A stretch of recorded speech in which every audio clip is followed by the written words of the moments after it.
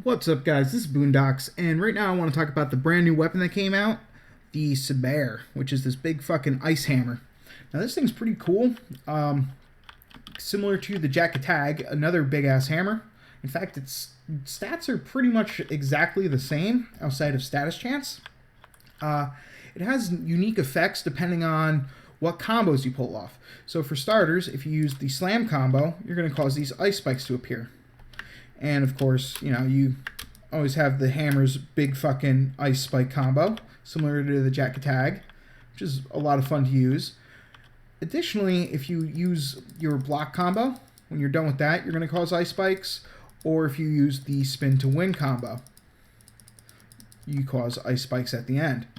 Now, an interesting thing about this weapon is even if you spec out of the pure cold damage, which is what it starts with, 130 only cold, if you were to spec it into blast, magnetic, or viral, you're still going to be able to slow enemies and give them the cold effect. Now that's a pretty interesting thing, and it makes this weapon very good at controlling enemy targets. So I do have a couple different builds for it. I've been messing around with it to try to see which ones I like the most. The first one, I'm using a primed reach with Fury. Of course, I could always toss on another elemental mod to shift this away from viral into, say, corrosive, and then use the Fury to go along with it. Another setup that I'm using is more for a crit damage build. Because it does start with 15% crit, it can proc Berserk pretty readily. Since it's higher than 10, you're pretty much always going to be getting those crits off. And this is also going to use the crit multiplier, or the damage multiplier, to bring it up to a 3.8. Now, for my last build, it's pretty much the same as this, except instead of having a Organ Shatter, I'm going to swap in an extra Fury, and that's a lot of fun because you can get this combos to start going off ridiculously fast, and I just find that really enjoyable for whatever reason. So those are my primary builds. I don't know why I don't have a max life strike on here, but let's just fix that real quick. So this is going to be the setup I actually want to show off just because it's fun to go really fast. But to just kind of compare it to some of the other weapons really fast, let's first compare it to War. So as we can see, the Sibear only does cold damage, whereas the War is kind of spread with mostly impact and slash.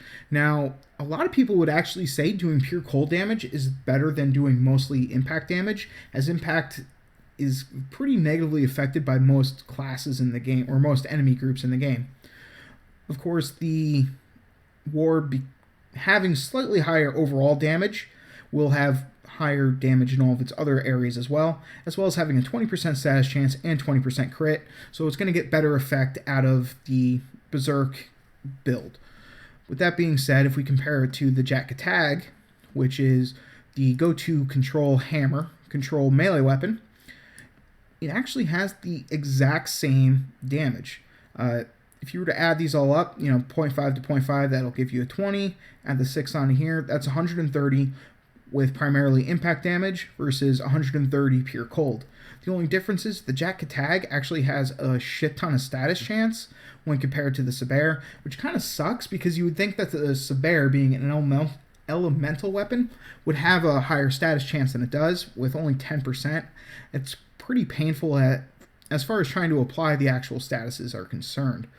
So one option you could actually do with the Sibear, because the status chances are so horrible, is if you had the mod space for it, or wanted to toss on extra Forma, or just use a slightly underpowered version without having to use any Forma, because this is a Forma-less build, is toss in an extra element here instead of using Vicious Frost. Since you're not going to gain anything from that status chance, it might be more worthwhile to build a corrosive cold build using just your shocking touch.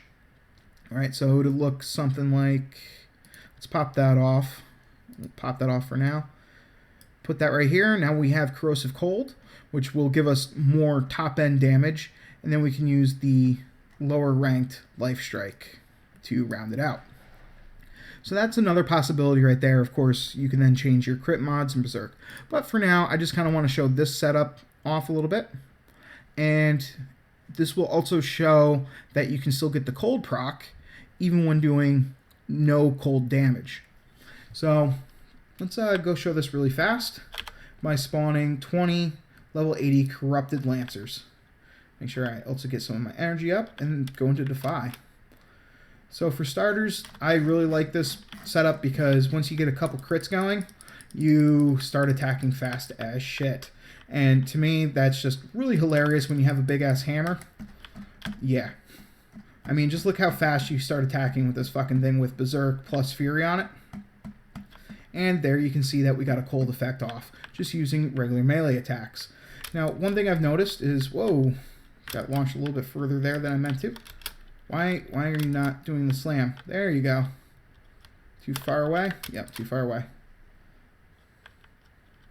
One thing I have noticed is that the slam seems to have a higher chance at applying the cold. Or pretty much any attack in general that causes those ice spikes to appear seems to have a higher chance at giving a cold. But as you can see right there, what didn't happen? Now it did. I mean, I'm not entirely sure what it's based off of yet. Likewise, right there, didn't happen from my block combo.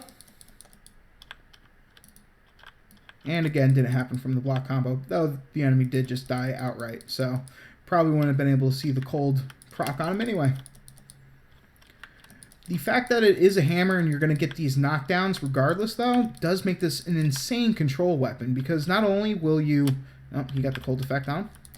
Not only will you have a chance at getting that cold effect, but you're also just going to ragdoll the shit out of your enemies. And of course, you know, I do have Life Strike on here to heal back up if I was playing on anyone other than Wukong in order to sustain myself. So all in all, I definitely think this weapon is a lot of fun, and you can get some crazy shit going, especially when you get that viral to proc, and then the enemies just die almost instantly. A lot of the times you wind up not modding for viral just because there's so much better shit to mod into. How the hell did he get up here? Oh, I must have knocked him up. You know, just because a lot of the time you're going to be using your corrosive for pretty much anything else. But what this actually lets you do, if you wanted to go for all 4 elements, you could technically mod for viral and radiation, plus have the chance at a cold. And because of that, you could get some pretty interesting stuff going on. One last thing as far as changing the appearance for this weapon is concerned, it acts kind of like the Nakana, where in its base form, you're going to cause like these blue spikes to appear. And, you know, that's all right and all.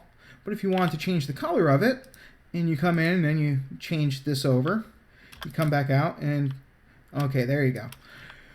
For some reason, right now, the appearance thing hasn't been working properly, but when this weapon first came out, in order to change the appearance of the center area, you would actually have to go into your attachments tab, and then that would change it. But right now, it's been acting a little bit glitchy. Oh well, hopefully they'll get that fixed. But you can definitely change the color of your spikes to whatever you want, and chances are, when it's all said and done, it's going to be through your attachments tab. Anyways, guys, until next time, like, comment, and subscribe, and peace.